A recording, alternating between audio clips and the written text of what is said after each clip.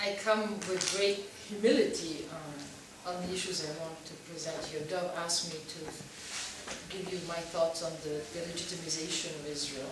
I have to explain to you that it's not a topic I work on directly. My reflection is, as Dov explained to you, I have a kind of one foot inside the Jewish reflection and one foot inside the European reflections. And I'm interested in seeing where the two groups or the two identities converge, where they do not understand each other, where the misunderstandings take place, where there are absolute ruptures, and where there are instead ways of recombining or reconciling the two. I happen to believe, and I speak here very personally, as an intellectual historian, and this is not a scientific presentation I'm giving you, but it's more of a personal reflection on the issue of the Jewish presence, the Jewish absence, the presence of Israel, and what is going on in a turbulent continent called Europe. For some of you, it's passé, it's over. It's like reflecting on Babylon once the Jews left it. That's one interpretation. Another interpretation is that this particular Babylon in the multicultural world still has 450 million inhabitants and happens to be a rather close neighbor of Israel, plus all the great major links with the European Union that are crucial economically, scientifically, culturally. So that it's a very strange Babylon in that it is still there. So, I put together some thoughts, since Dov asked me to speak about this rather than about Jews in Europe or France, and I deliver them to you in all humility because it will be my attempt to try to show you how things look on both sides, or on the other side. I don't have to teach you about the Israeli position on these issues, so my humble task this morning will simply be to try to understand other perceptions which are not mine, because I'm a Jew in Europe. I'm not a European who's not Jewish. So, one of the most complex issues in an already incredibly complex Rubik cube linked to Israel. I think, first of all, I feel that there's immediately a problem of definition to the term delegitimization, because one can read it as delegitimization of Israel with respect to the officially occupied territories. In other words, to what used to be beyond the Green Line, and what goes on in places where most Israelis do not go, and even in some legal raised areas cannot go, are not allowed to go. Therefore, a kind of invisible place, which is also the place in which a non-Jewish European eye or world eye instead is focused. And one of the major differences, and I'll get to that in a second, but one of the major differences is that when you arrive in Israel, you have a feeling that you've gone through a kind of special portal. I mean, you have science fiction films for young children or boys, and my sons used to watch them. It was an American series. You had a portal. You entered one, you were living a normal life, and then there was this kind of portal. You went through it, and you entered an entirely different time and space dimension. And you had to fight things over there. There was another world. There was another human beings. Maybe there wasn't oxygen out there. I don't know. And then, generally, there was always a happy ending, and you came back through the portal, and you returned to life. Now, if I can use this metaphor, there is a kind of portal like this on the whole issue of Israel and the rest of the world. And I will try to go in and out of this particular portal, not justifying in any way, shape, or form the other side, but simply letting you know what one can see from the trenches, as David Harris talks about, reporting from the trenches for the American Jewish Committee.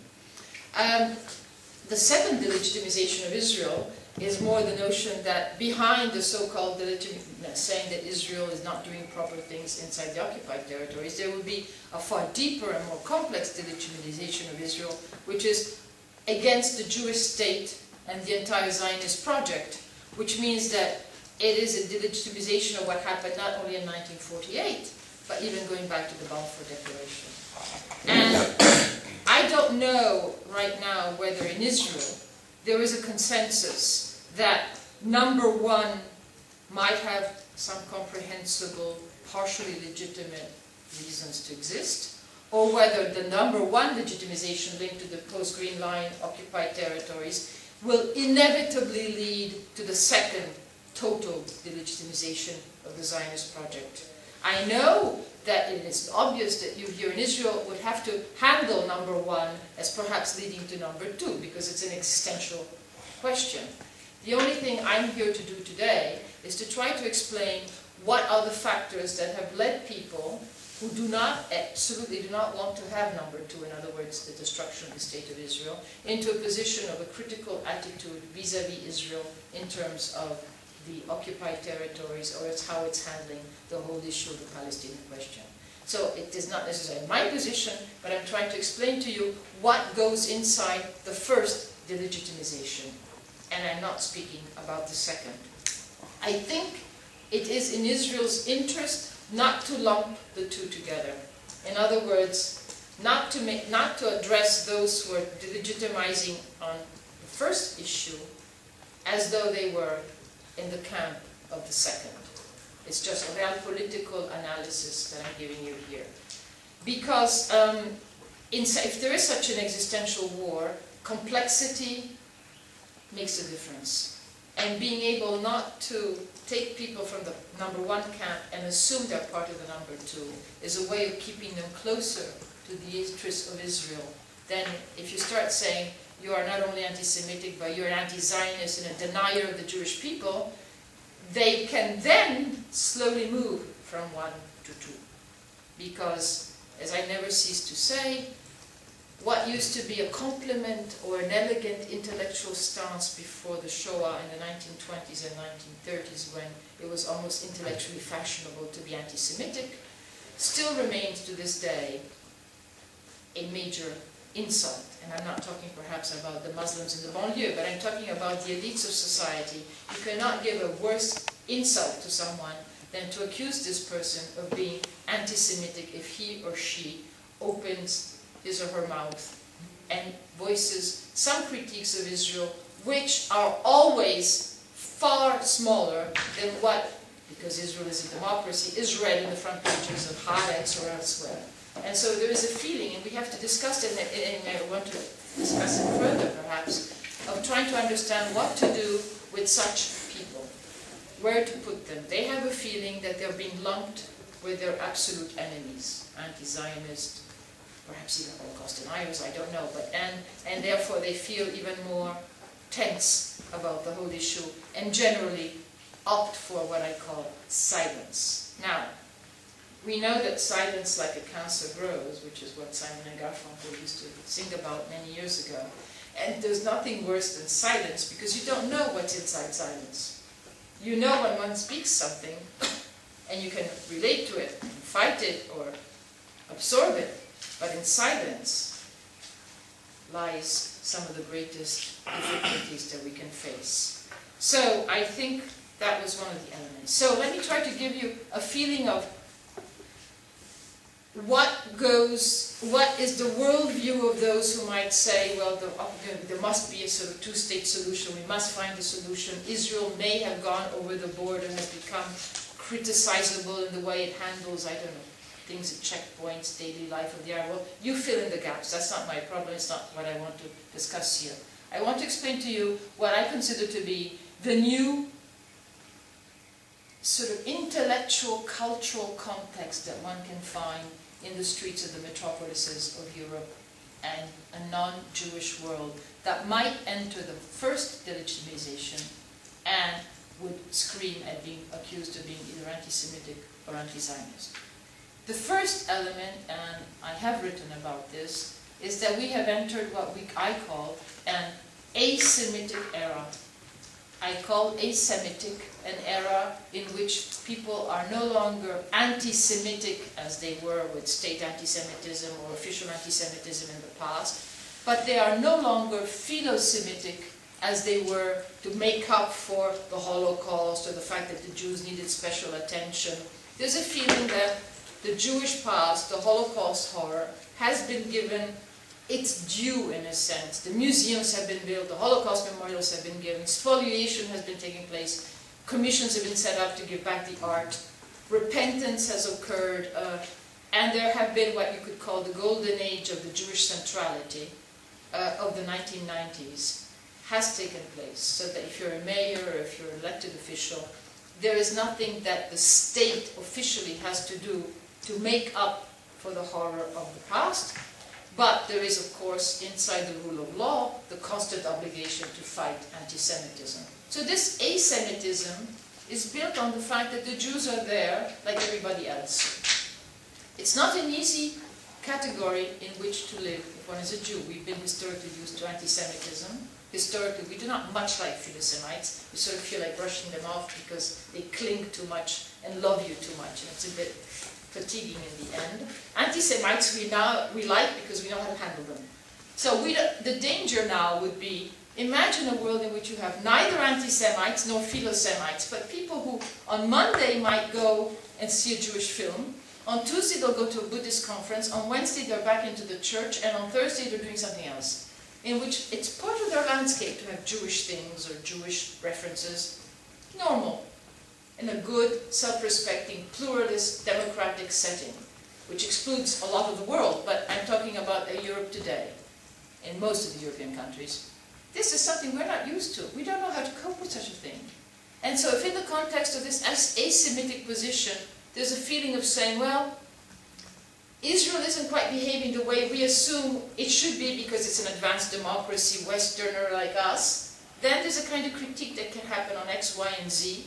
And then you have to gently tell them, but you know, look at its geopolitics, look at where it is positioned in terms of satellites, and they'll go back and say, yes, but you could do more, you could be doing more, or given your wonderful Supreme Court, you should be able to make the lives of Arabs here or there less complicated. So this is a kind of critique of number one. So first of all, you have to handle an asemitic context. I'm not sure any Jewish community in Europe, nor any major international Jewish organization dealing with Jewish life in Europe has yet figured out how to handle an asemitic context. It's much of a work ahead, because that's where we're heading.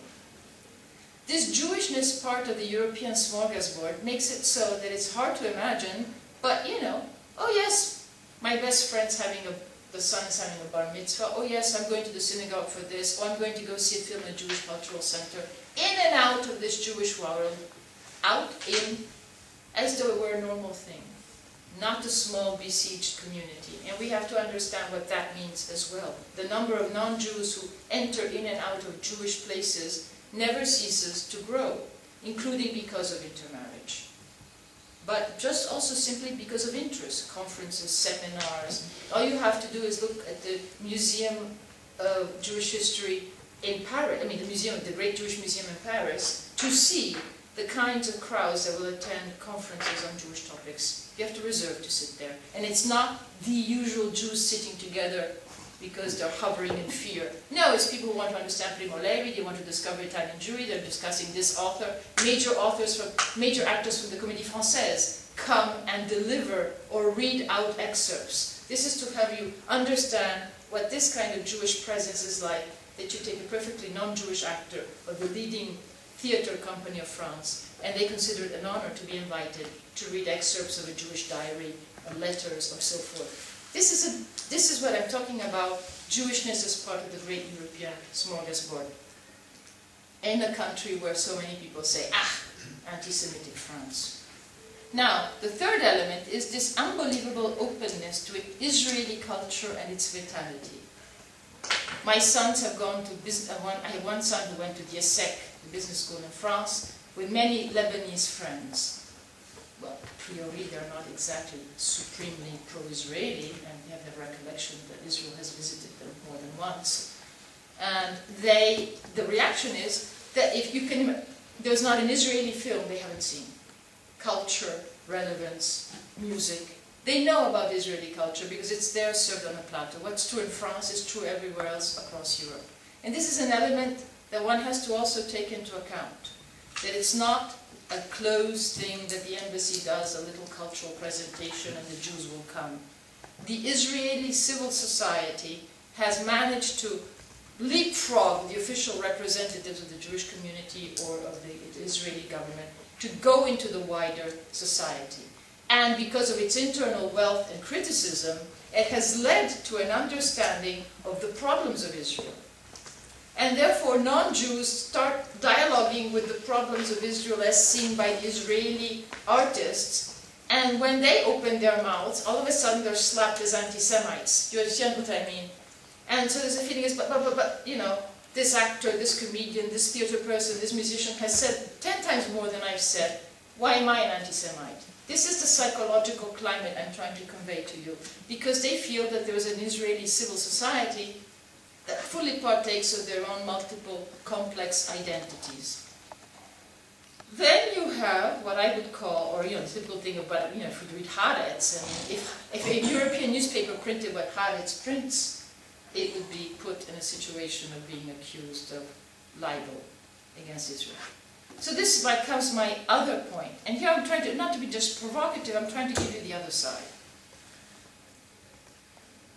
What happens to the knee-jerk, stupid reactions of fossilized institutions that are in the business of defending Israel sometimes and the Jewish project? I'm afraid that these institutions have not modernized themselves to the point of knowing how to handle an asymmetric, Jewishness-oriented setting.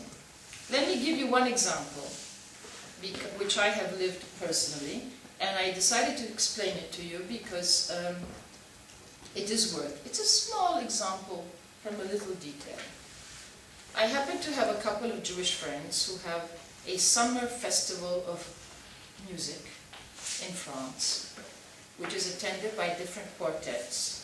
And they decided that they wanted to have some students coming to sort of master classes, and that they wanted to bring in maybe Israeli students and some Palestinian students. So they came to Israel, saw the Israeli students, there was no problem about that. Then they took a bus to Ramallah. They simply took whatever bus there is to Ramallah and went to Ramallah to look at the people at the conservatories, who greeted them. And not much to their credit, they said, yes, but you know, our students don't get to travel as much, so please, you should be taking Palestinian students and not twin them always with an Israeli who have much more opportunities of using, you know, moving around in the world of music. They took the bus back from Ramallah to Jerusalem. The driver said, stay on board. And they said, no, we'll go down with everybody. So they actually found themselves in the tunnel of people entering the checkpoint as the only non-Arabs there, and they arrived at 9 a.m. and they managed to get out of the checkpoint at noon.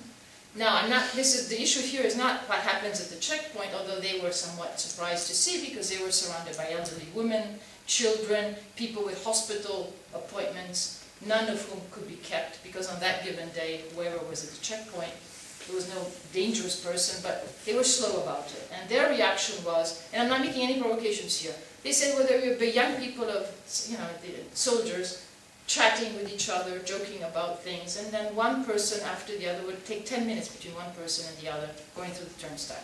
They were very, very shocked. They wanted to write something, and I read it, and I said, okay, if you want to write it, send it to the Herald Tribune. And the gist of their statement was, we understand Israel's security needs. We understand the checkpoints. We understand everything. But could there not have been a bench for the elderly persons so they could sit there waiting? Could there not have been some kind of covering for the rain? Could there not have been more than one official there so that the groups could, unless if it was a Friday morning, they did not want these men to go praying in Jerusalem, but the problem of the medical appointments remained intact. This is the context. I'm not making any claims here for that kind of a setting. I'm only wanting to tell you that the letter was written, it was meanwhile in the Herald Tribune. The day after, because of the supremely beautiful organization of the Jewish defense institutions, an article came out, and a letter response by Abraham Foxman to this point. And the reaction, to me, was part of the problem, because he immediately said, well, we wouldn't have had these checkpoints if all these Arabs had not tried to attack Israel and so forth and so forth and so forth. Talking about, of course, the suicide bombers, none of which this young couple had ever contested. They said nothing about the checkpoints. They were simply talking about, could there not be a bench there for the elderly people? And the reaction was, they deserve it. Basically, if they had behaved differently, they deserved it. They would have had, we would not be in this current situation, all of which we can agree with. But the question was simply one of not humiliating of animal suffering by putting a bench, which he did not address. Now, why am I saying this? Because it seems to me that there is no interest in lumping people together on behalf of the Israeli security or interests, because it creates a situation of humiliation, provocation, fatigue, despair. Now, the point of this little personal story was to say that I think that the ADL or other groups should have a different way. I mean, they're marvelously organized. There's not an article that appears anywhere in the world that might have a slightest hint of a criticism of Israel, even if it's only a bench, just a bench to put for the elderly, that doesn't get immediate. But Foxman's reaction was like bringing an atom bomb where what you needed was simply a sentence. So it's in the notion of trying to understand, this is the kind of context. Now, here I have to say something about the two divisions of the world. Europeans have learned to say that you cannot put the definite article "the" in front of anybody. In other words, this has been hammered into their heads, that you do not speak about the Jews. We know what conversations about the Jews led to historically. A group, the Jews. So they have been hammered in the head with the issue that you cannot say the this or the that. And you arrive at positions whereby when Sarkozy in France, there was a circular that was produced about, moving out of France illegal, the Romas. The circular produced something that said the Romas, at which point Brussels ticked up in despair, which doesn't mean Europe is anyway an angelic place, but simply there is a kind of semantic taboo about having the put in front of anybody. And the reaction is that it's a very complex one, that there's a feeling that the word the is much more used in a context which can be Arab on one side, perhaps Israeli on the other, with respect to each other, and that might be also a problem of what we could call a fundamentalist response to an undifferentiated other. So that the article and the response to this small incident of the bench would have fallen into the category of the issue was a bench at the checkpoint, and we're getting a reply of defense of Israel in which we talk about the Palestinians as though they were one block rather than some aged person. And this goes against the fundamental post-war lessons Europeans have learned not to do. It doesn't mean that there are not racist and xenophobes in Europe. That goes without saying. But in terms of official language, and so when it's used so blanketly, it's not doing Israel or the Jewish world a particular favor. The other element, and this one is purely of parallax, is something that's very hard.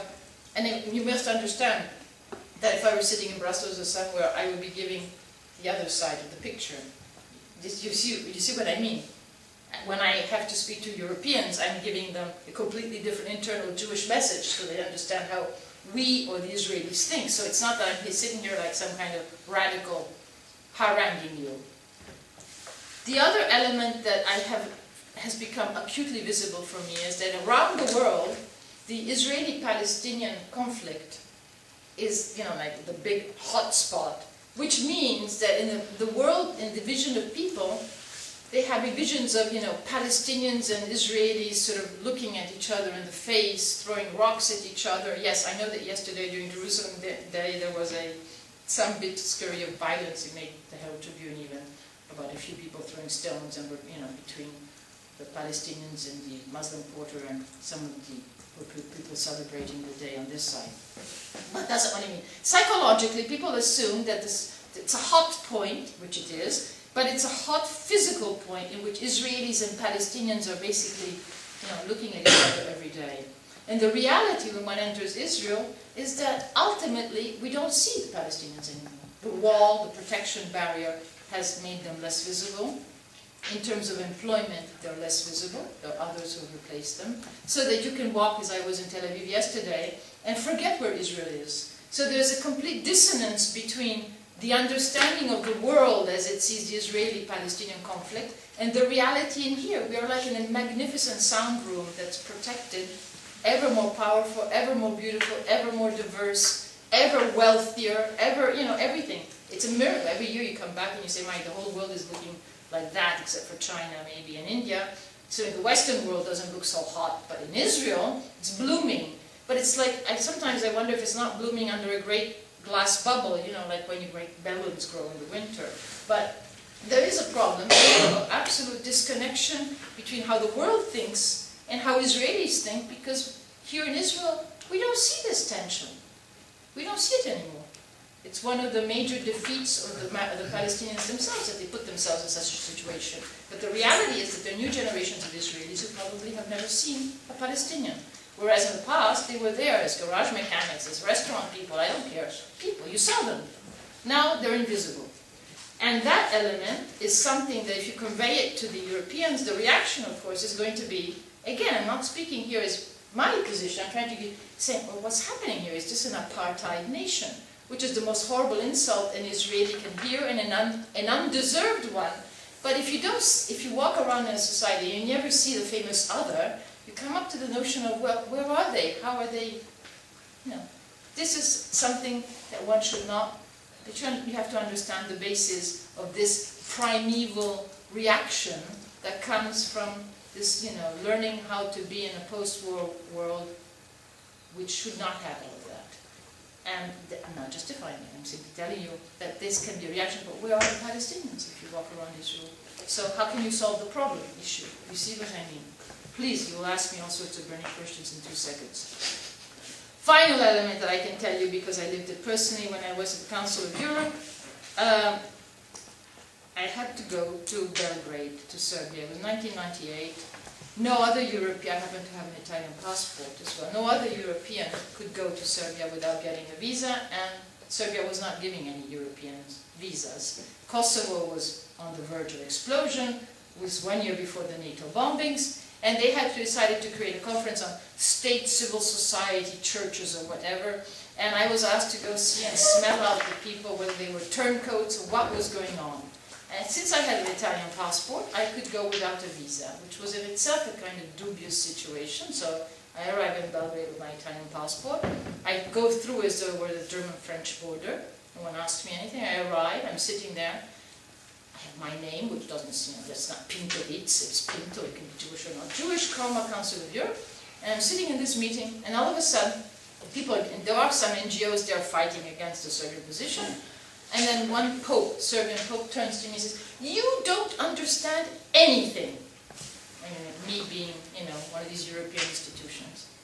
"No one understands us on earth. There's only one people on earth who understand us, and it's our brothers, the Israelis, over Judea and Samaria." So I'm gulping because it's, you know, get this arrow into my own body, and I'm Jewish, but I'm supposed to be there as the Council of Europe, so I'm not there to say, "Wait a minute, as a Jew I look." So I gulp, and I listen, and I say to myself, they feel, the Serbians feel there's only one people on earth who can understand them, and it's the Israelis. My goodness, with friends like that, I would rather not have any friends whatsoever.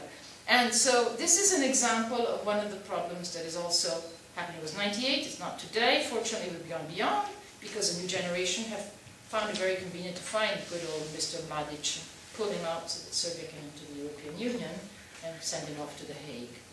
But it's not an uninteresting position to see who really comes out saying, "Oh, we love this kind of Israel." Not the kinds of friends we really want to have. So I just want to end with this series of things by saying, as I said before, that one element that I really think should be emphasized, I've said it no one's ever really picked it up on, is if I were an Israeli diplomat, if I were an Israeli cultural officer, I would try not to hide or to minimize, but to bring on a silver platter out into the world all of Israeli civil society, warts and all, the NGOs, the cultural people, and I tried to convince people that the thing that was probably the most value per dollar or shekel or euro, I don't care, movement, would have been to try to get some of these fabulous Israeli rock bands who have also black Israelis singing in them. Imagine such a rock band arriving in some of the banlieues of France. What an eye-opener it would be for all these banlieusards to realize that there's another Israel out there with a rock band. So that I would humbly say that in terms of trying to find a strategy to end the delegitimization of number one of Israel, not number two, we know how to handle that. I would put forward Israel with its multiple vibrating identities. And these multiple vibrating identities are not the kind of identities that we, the big institutions, Jewish, American, or Israeli, are used to sending off. They're sending official missions with the same statements and the same rages and the same knee-jerk reactions that I mentioned with respect to Abe Foxman. And we have to rethink this way of countering that kind of initial delegitimization by remembering that an asemitic society is not an anti-Semitic one, and by remembering that you're dealing with societies in which Jewishness has also its count, not only smorgasbord of Europe, but you're also getting new Jewish voices that are light Jewish in the sense that they're Jewish in the streets, they're Jewish in Hanukkah times, they're going to festivals, they've studied, you may know about the Paideia. I don't know if you know about Paideia in Stockholm, which is a group of...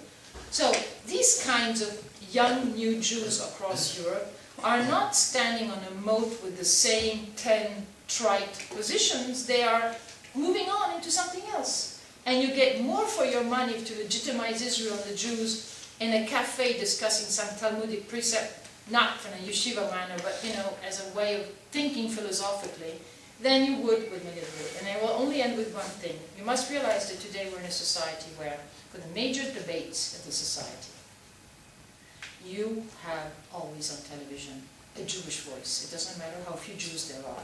The Italian rabbi, the chief rabbi of Rome, is on television, even though there are 25,000, 26,000 Italian Jews. But he sits there with the priest, with a layperson to discuss bioethics, bio this and bio that. And we cannot accuse a continent who has that kind of visibility to be the kind of enemy. We should leave that major ammunition for the real enemies.